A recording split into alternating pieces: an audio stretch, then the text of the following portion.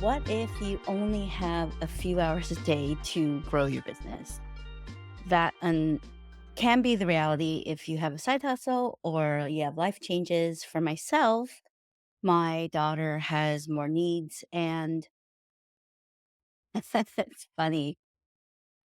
And I'm sure all the parents and all the caretakers can get this, but sometimes you're taking care of someone, and then I think it's especially true with children, but maybe it's true with caretaking adults as well, is they seem to change every month, probably. It's probably every month, but it feels every week sometimes. And for me, honestly, it has been every week this summer. It makes sense with kids, right? They change, they grow up, they evolve.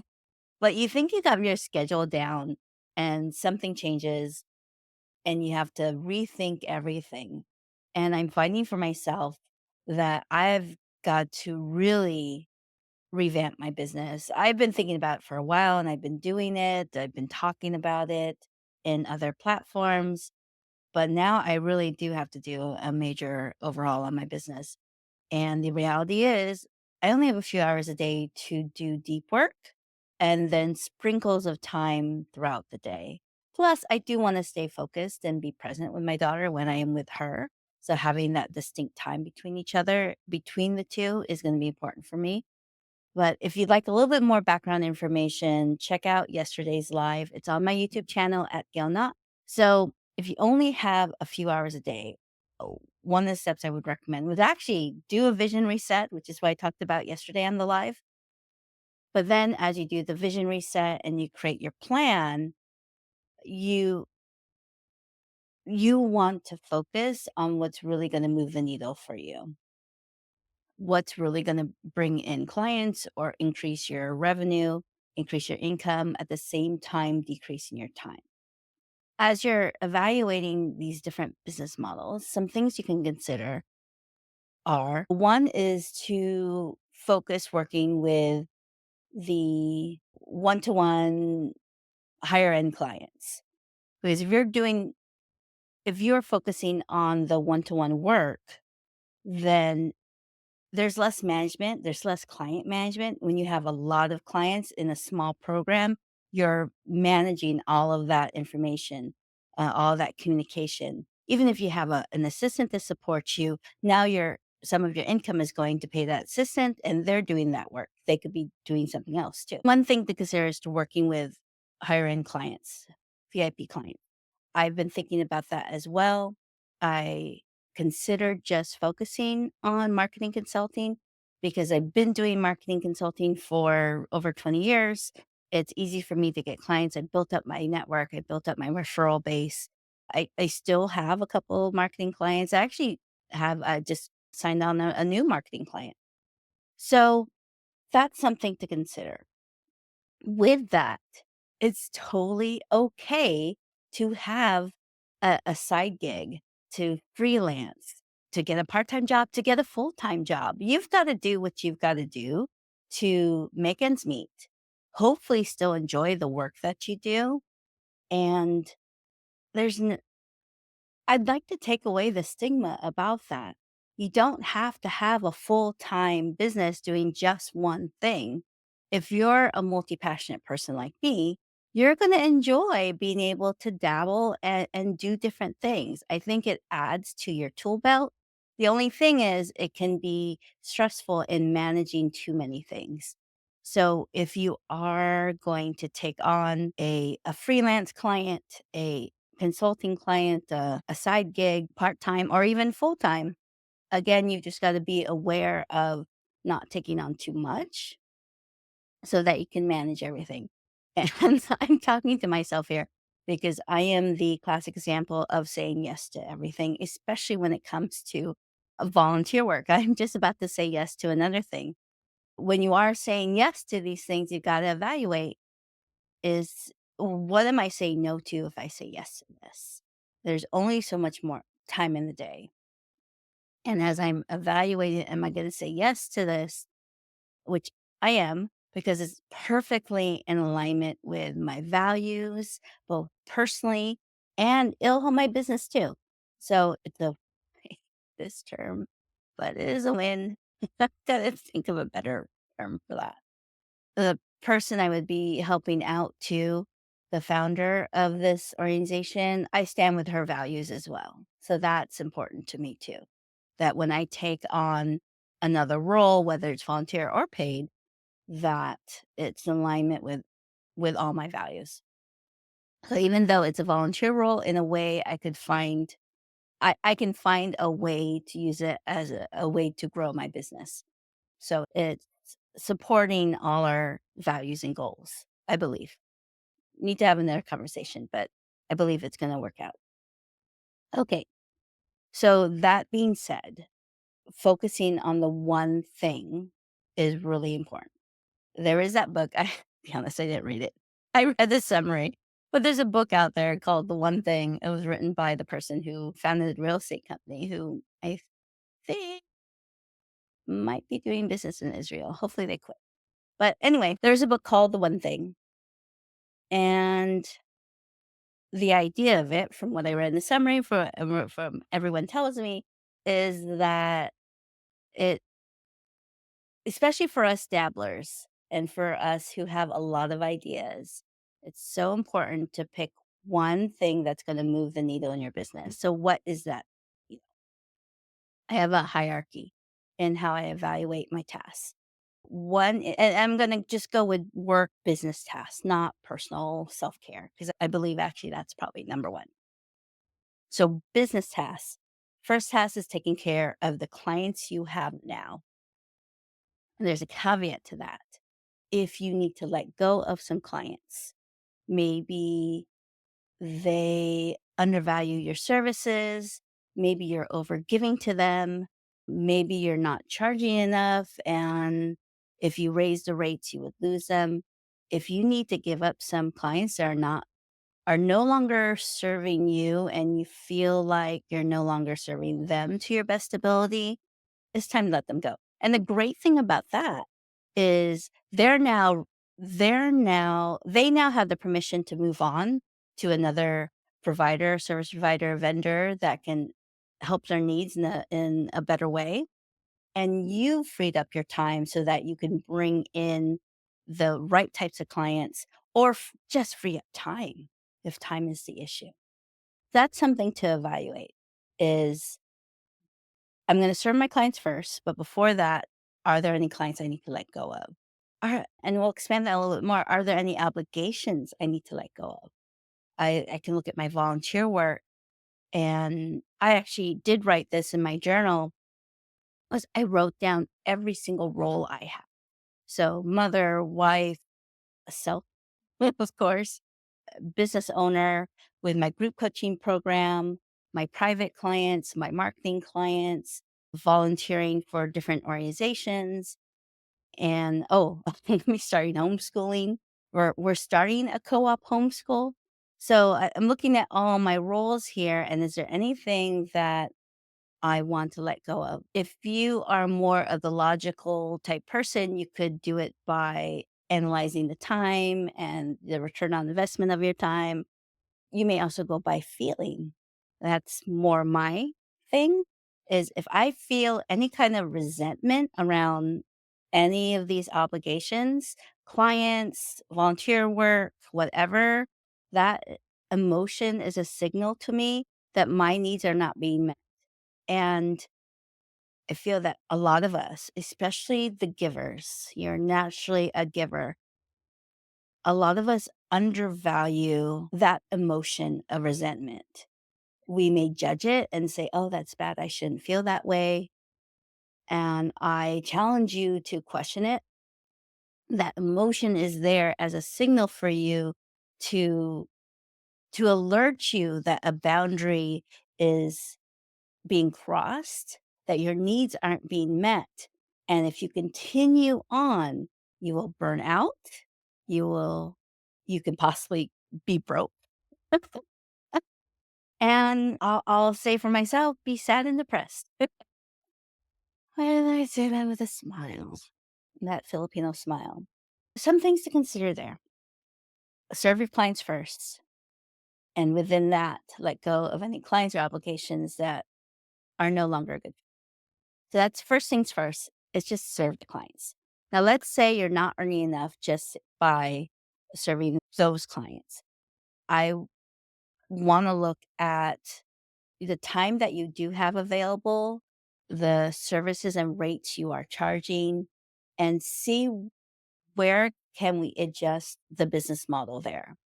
Do we n- need to bring in more clients? So if that's the case, and you have time for that, if that's the case, then if your phone's not ringing or your DMs aren't beeping, if people aren't going to you asking you for your help, it's a marketing issue. Let's say you're overwhelmed with DMs and texts and voicemail and email of all these people want to work with you, but you're still broke, then it might be a sales pricing issue or delivery, service delivery issue.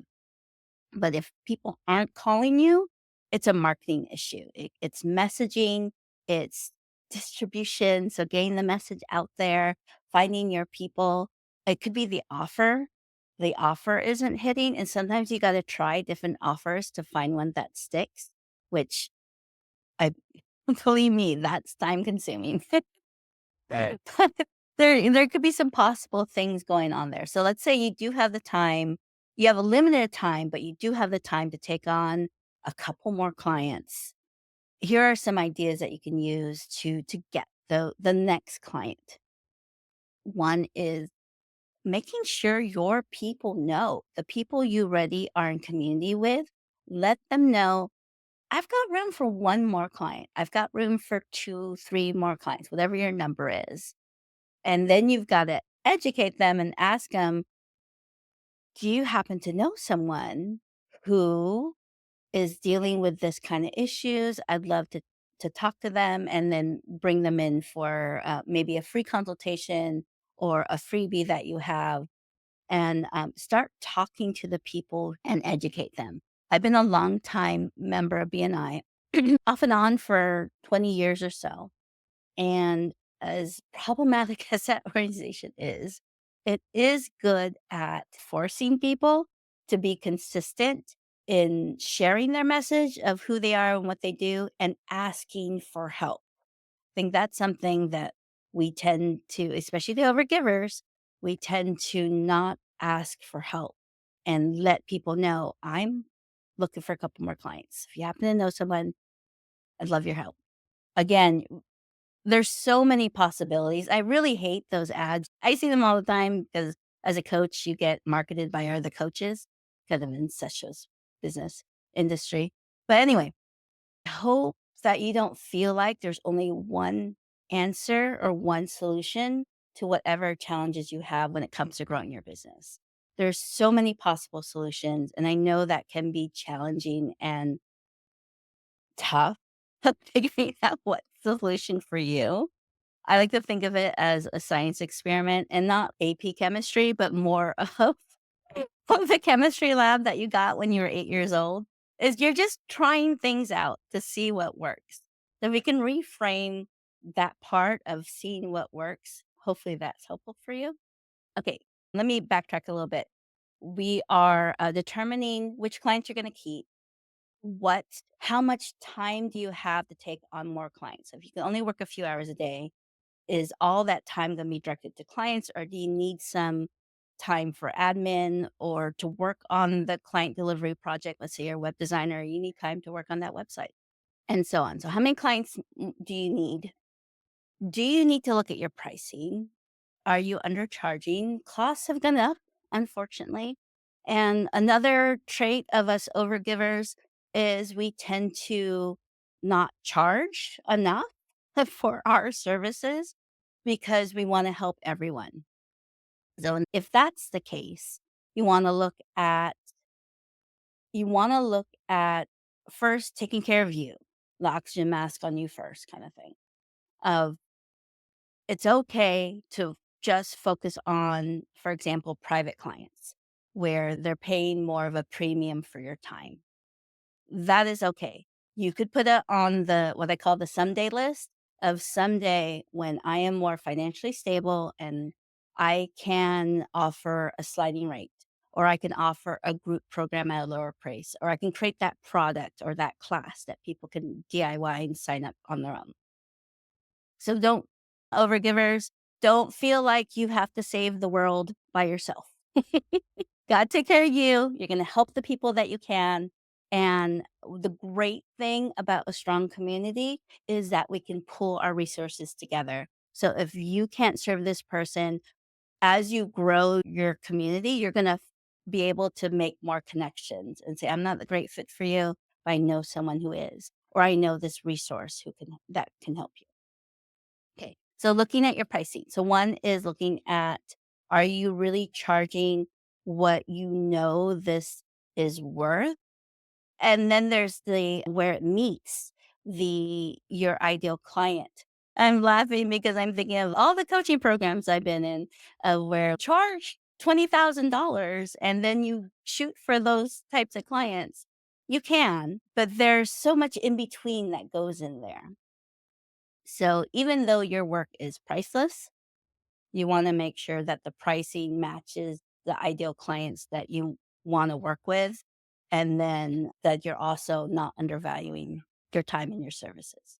I know there's so much in there, which I struggle against ads that we're bombarded with of just do this and everything's going to be fine. There's layers to it, and you work on one layer at a time. Limited time. We got a limited amount of time here. So work on the clients that you can work with. Look at your pricing. Look at your business model. Is there a way that you can still deliver the same quality of services and have it be less time consuming for you? So that that is so different for each type of business. But we can look at some different ways of looking at this. One way is what they call productizing your service. So you create a system, and you probably already have a system. It just isn't documented yet. But you create a system, and then every person goes through almost this template, and then you adjust the template to fit that client. So it's not cookie cutter. You're not going to ignore their own special needs or requirements.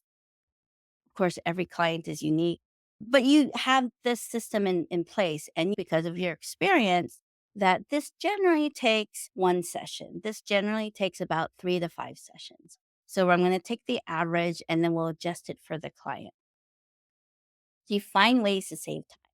If you are in business to business, hopefully by now you have a templated proposal. Maybe you have templates that you start with and then customize for the client. So you do that kind of thing. For health services, there you probably have a particular protocol for a type of condition that you support. Something to consider, actually, for business or health services, is specializing in a particular issue. And then that way you don't have to vary the system too much because, okay, we are dealing with infertility because of this. You have a set system. Of course, you adjust it to the client or to the patient, but that can be a way to save you time. And honestly, it's actually a great marketing tool too. I know it sounds a little silly, but it is. When we know that, oh, this is a specialist, they're more drawn to work with you. I would be more drawn to work. Okay. I think I covered a lot. It's 7 in the morning. I'm aiming at going live at about 6:45 every morning and then going for about 20 to 30 minutes. I think I'm hitting that. Hopefully this gives you some things to think about. If you didn't see the vision reset live from yesterday, check it out on my YouTube channel at Gail Knott. And it's in the live section. But check that out if you're feeling a little lost, if you're feeling like, what am I going to do? I need to do something different. You go through that process and then start looking at what's the one thing I can do to hone in my business so that I'm not overworking or I can work within the limited time that I have. Hopefully that was helpful. Let me know, comment wherever you see this.